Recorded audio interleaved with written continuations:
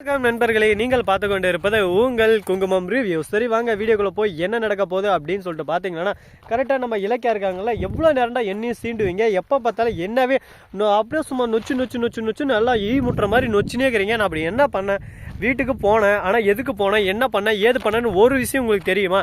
எதுவுமே தெரியாமல் என் மேலே பழி போகிறதுக்கு மட்டும் அப்படியே வரிஞ்சு கட்டின வரீங்க அப்படின்னு சொல்லிட்டு ஆத்திரத்தை அப்படியே கண்ணு முட்டையெல்லாம் ஒரு பக்கம் பிதுங்குது, கோபம் வேற லெவலில் தெரிக்குது. என்னடா நடக்குது எங்கள் சாமி, இந்த அளவுக்கெல்லாம் கோவப்படுறாங்க அப்படின்ற மாதிரி தாங்க இருக்குது. என்னங்க பண்ணுறது, எல்லாமே ஒரு கட்டம் வரைக்கும் தாங்க. கட்டத்துக்கு மேலே யாராக இருந்தானே, வீட்டுக்காரனாக இருந்தானே, வீட்டுக்காரர் இருந்தால சண்டைன்னு வந்துட்டா அப்படியே சும்மா சமாதானமாக போயிடணும். அதே சந்தேகம்னு வந்துட்டா அந்த இடத்துல அந்த சந்தேகத்தை தீக்கிற வரையும் அவங்ககிட்ட பேசுகிற வேலையை வச்சுக்கூடாது. எதுக்காக சண்டை போட்டோம், எதுக்காக போடல அப்படின்னு சொல்லிட்டு எதுவுமே தெரியாமல் குழப்பத்தில் பைத்தியம் மாதிரி பண்ணிருக்காரு நம்ம கௌதம். எதுக்கு எடுத்தாலும் அவள் அதுக்கு தான் போனா, அதுக்கு தான் போனான்னு இவருக்கு தெரியுமா, இல்லை சிசிடிவி கேமரா வச்சு பார்த்துன்னு இருந்தாரு. என்னமே தெரியாமல் லூசு பையன் மாதிரி பேசினு இருக்காருன்னு சொல்லிட்டு இலக்கிய அங்கேருந்து கோபமாக கிளம்பிடுறாங்க. ஐயோ இலக்கிய என்னை விட்டு போகாதுன்னு சொல்லிட்டு பின்னாடியே ஓடி வராரு. என்னைக்கு நீங்கள் என்ன சந்தேகப்பட்டீங்களோ இனிமேல் நாங்கள் இருக்க மாட்டேன், என்னைக்கு என்னை புரிஞ்சுக்கிட்ட வந்து வீட்டில் மன்னிப்பு கேட்டு கூட்டினாங்கன்னா அந்த வருவான் ஓடி அப்படின்னு சொல்லிட்டு இவரும் திரும்பி போடுறாரு. உடனே இதுதான் சாக்கு, தலைவர் நல்லா ஜாலியாக ஊர் சுற்றலாம், ஒரு 4-5 நாள் பொண்டாட்டி தொல்லாம் இல்லாமல் இருக்கும் அப்படின்னு சொல்லிட்டு இந்த மாதிரி ஒரு எண்ணம் எடுத்துட்டாரு. அடாப்பாவிடே, நீ அப்பனா நடிச்சது எல்லாமே பொய்யா அப்படின்ற மாதிரி தான் ஒரு பக்கம் போயின்னு இருக்குது. வீட்டுக்கு போனோம், அஞ்சலிருந்து ஒரு பக்கம் உன்னி துரத்தி விட்டாளா, இப்போ சந்தோஷமா இருக்குடி எனக்கு. உன்ன மாதிரி மானம் கட்டவில்லைடி, நான் துரத்த வேறு இருந்துட்டு வரதுக்கு நல்லா ரோசக்காரிடி, நானே தான் வந்தேன் அப்படி இப்படின்னு டைலாக் விட்டுங்கிறேன். எப்படி வந்தேன் எங்கள் வீட்டை ஒண்டி பொழைக்கிறதுக்கு தானே வந்துக்கிறேன் அப்படி இப்படின்னு சொல்லிட்டு அசிங்கப்படுத்த உடனே நம்ம இலக்கியம் தான், நான் வேலைக்கு போகிறேன், அதுக்கு போகிறேன், இதுக்கு போகிறேன்னு சொல்லிட்டு வேலைக்கு கிளம்பிடுறாங்க. தனியாக ஒரு வீடும் பார்த்துறாங்க, அங்கே போயிடுறாங்க.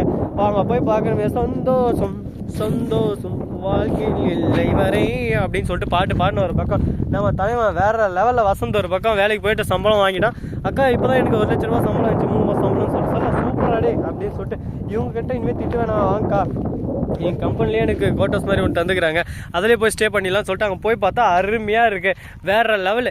இந்த மாதிரி ஒரு இடம் வேறு எங்கேயுமே கிடைக்காது, தரமான இடங்க. அப்படியே சும்மா சென்னைக்கு மிக அருகாமையில்.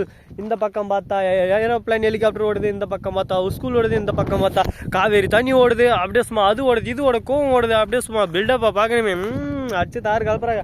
ஆனால் அங்கே போய் பார்த்தா தெரியும் ஒரு காக்கா கூட ஓடாதுன்னு சொல்லிட்டு.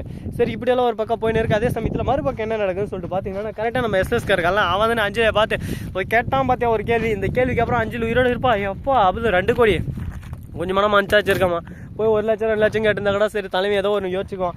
இடத்தோடனே அப்பா எனக்கு 2 கோடி பாட்டுப்பா, நான் அப்படியே மலையை சரிச்சு காட்டுறேன், அப்படியே சும்மா இந்த பூமியை பொழந்து காட்டுறேன் அப்படின்னு சொல்லிட்டு சாதாரணமாக கேட்குறாரு. ஏன்னு உனக்கு 2 கோடி கொடுக்குற அளவுக்கு என்ன ஒருத்தருக்கு சொல்லு, உன்னை மகன் சொல்லுதானே, நீ எனக்கு உண்மையான மகளை ஏதோ என் காரியத்துக்கோசம் இவ்வளோ நாள் உன்னை யூஸ் பண்ணாருன்னு இப்போ அந்த வீட்டிலேருந்தே உன்னை துரத்தி வச்சிட்டாங்க, இனி செல்லா காசுமா அப்படின்ற மாதிரி தூக்கி போட்டு போயிட்டாரு. இப்போ தான் செருப்பால் அடிச்ச மாதிரி இருக்குது ஒரு பக்கம் அஞ்சலிக்கு. வாழ்க்கையில் இதுக்கு மேலே யாருக்கிட்டையும் நம்ம வச்சுக்கூடாது.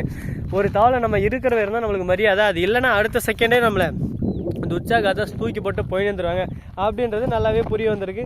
இதுக்கு மேலே என்னென்ன பண்ண போகிறாங்க, எது பண்ண போகிறாங்கன்னு சொல்லிட்டு வெயிட் அண்ட் வாட்ச். என்னது வெயிட் அண்ட் வாட்ச். ஸோ நண்பர்களே, இந்த வீடியோ உங்களுக்கு பிடிச்சிருந்தா லைக் பண்ணுங்கள், கமெண்ட் பண்ணுங்கள், ஷேர் பண்ணுங்கள், டிண்டிங் மேலே தட்டி விட்டு போங்க. அப்போ தான் நான் போகிற அடுத்தடுத்த வீடியோ உங்களுக்கு உடனுக்குடன் நோட்டிஃபிகேஷன்லாம் வந்து கொண்டே இருக்கும். மிக்க நன்றி, தேங்க்ஸ் ஃபார் வாட்சிங், டாடா, see you, நன்றி, வணக்கம், வந்தனம், வருக தருக.